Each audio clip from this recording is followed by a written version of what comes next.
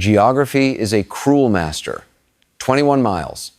That is the width of the Strait of Hormuz at its narrowest point. This tiny strip of water is the jugular of the global economy. It is the single most important choke point on the planet. Through this needle's eye flows 1/3 of the world's liquefied natural gas and 20% of its total oil consumption. When Tehran decided to squeeze this jugular, they weren't just playing with energy prices. They were challenging the fundamental architecture of American global hegemony. They believed that by closing Hormuz, they could hold the world hostage and force the West to blink. They were wrong. This is the anatomy of a strategic miscalculation and the brutal reality of great power realism in action.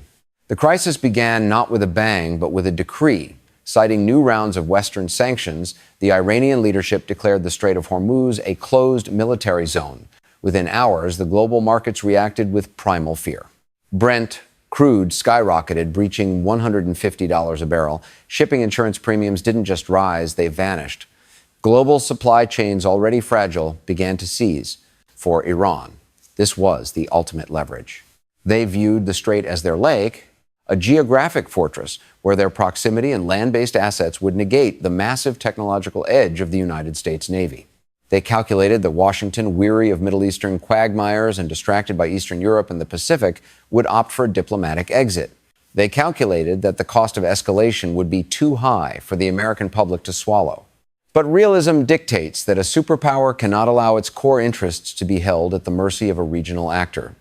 The freedom of navigation is not a moral preference. It is the oxygen of the American-led order. Without it, the dollar's status as the global reserve currency and the stability of the international financial system collapse. The tension remained a cold standoff for exactly 48 hours. Then the trigger was pulled. The USS Ralph Johnson, an Arleigh Burke-class destroyer patrolling the Gulf of Oman, was struck.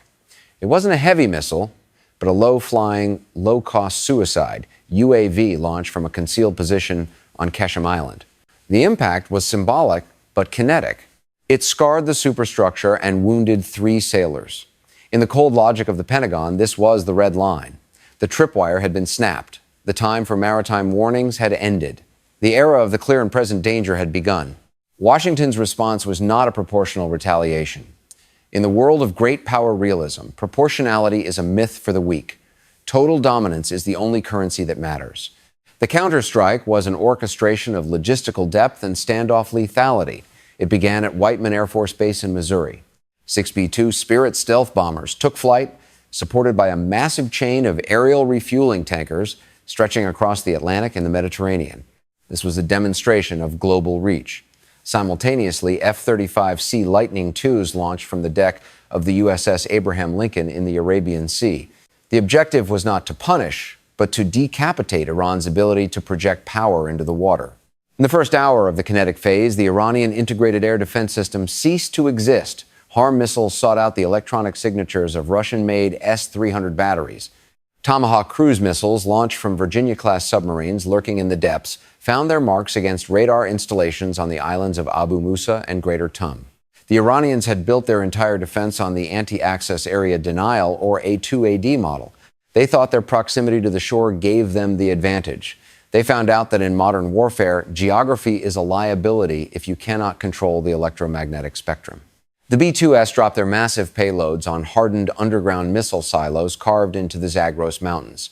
These were the dragon's teeth of the IRGC, the anti-ship ballistic missiles meant to sink carriers. They were silenced before they could even be fueled. The Iranian Revolutionary Guard Corps Navy, or IRGCN, attempted to execute their asymmetric playbook. This is the swarm theory. Hundreds of small, fast-attack boats, armed with torpedoes and light missiles, surged from hidden bases along the rugged coastline. They hoped to overwhelm the American Aegis combat system through sheer numbers. But the Americans had evolved. From the clouds, MQ-9 Gray Eagle drones and AH-64 Apache Guardian helicopters operating from amphibious assault ships began a systematic cull. This wasn't a naval battle, it was an industrial-scale slaughter.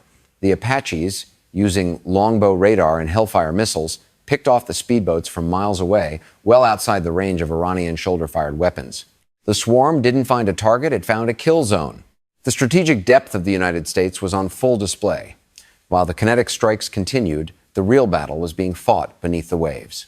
Iran had seeded the narrowest channels of the strait with thousands of sophisticated naval mines, the poor man's nuclear weapon. They expected the cleanup to take months, keeping the oil markets in a state of terminal volatility. This was their last card. But they hadn't accounted for the shift in American mine-countermeasure technology. Instead of vulnerable, slow-moving wooden ships, the Navy deployed a fleet of autonomous underwater vehicles, or AUVs. Guided by AI and networked to a central command ship, these drones mapped the seafloor with surgical precision. They used acoustic signatures to identify and neutralize the mines in 48 hours. The mine trap had failed. The sea lanes were being forcibly reopened by the sheer weight of American technological and logistical superiority. By the end of the third day, the balance of power in the Middle East had shifted fundamentally. The Hormuz leverage, a threat Tehran had used for 4 decades, was gone. It had been tested and found wanting. The Iranian Navy was a collection of burning hulks and shattered docks. Their air defenses were a memory. Most importantly, the myth of the choke point had been punctured. The United States had demonstrated that it possessed the ability to negate geography through the application of precision firepower and advanced ISR, intelligence, surveillance, and reconnaissance. The world watched as the first convoy of tankers, led by a phalanx of American destroyers, sailed through the strait. The price of oil, which had peaked at the onset of the crisis, began a precipitous collapse as the risk premium evaporated. The regional consequences were immediate and profound. The Gulf monarchies, who had long lived in the shadow of Iranian intimidation, saw the reality of the security guarantee. They realized that when the chips are down, the American security umbrella is not just a diplomatic phrase, it is a kinetic fact. On the other side of the world, Beijing and Moscow took careful note. For China, the event was a chilling reminder of their own Malacca dilemma. If the U.S. could break the siege of Hormuz in 72 hours, what could it do to the maritime lifelines of the Middle Kingdom? The event reaffirmed that while the world is moving toward multipolarity, the command of the commons, the ability to control the sea, the air, and the space between, remains firmly in the hands of a single power. Realism teaches us that peace is not the absence of conflict. It is the presence of an overwhelming deterrent. By closing the strait, Iran forced the United States to prove that its deterrent was still functional. The cost to Iran was catastrophic. They lost their most potent strategic asset and suffered a humiliating degradation of their military infrastructure. They learned that in the game of great power politics, you do not challenge a superpower's core interests unless you are prepared to endure a total systemic shock. The Strait of Hormuz is once again open, not because of a treaty or a handshake, but because the physics of destruction made any other option impossible for Tehran. The something huge that the U.S. did was not just a military operation, it was a strategic reassertion. It was a message to every regional power, from the South China Sea to the Red Sea. The arteries of global trade are off limits. You can protest, you can sanction, and you can rhetoricize. But the moment you reach for the throat of the global economy, you invite the full, cold, and calculated weight of the American war machine. The geography of the Middle East hasn't changed, but the power dynamic has. The Strait of Hormuz is no longer a bargaining chip. It is a monument to the reality that in the 21st century, hard power still dictates the fate of nations. The giant didn't just wake up, it reminded the world why it was the giant in the first place. As the smoke clears over the Persian Gulf, the strategic question for the next decade is no longer, can Iran close the strait? The question is, who will dare to try it next? The answer, written in the wreckage of the IRGC Navy, is likely no one. The escalation ladder was climbed and the U.S. reached the top with room to spare. This wasn't a war for democracy or human rights. This was a war for the map. And on that map, the lines of power have been redrawn in favor of the status quo. The world moves on, the oil flows, and the cold logic of realism remains the only true language of the international system. The lesson is simple. Do not mistake restraint for weakness, and never, ever underestimate the logistical reach of a superpower protecting its lifeblood.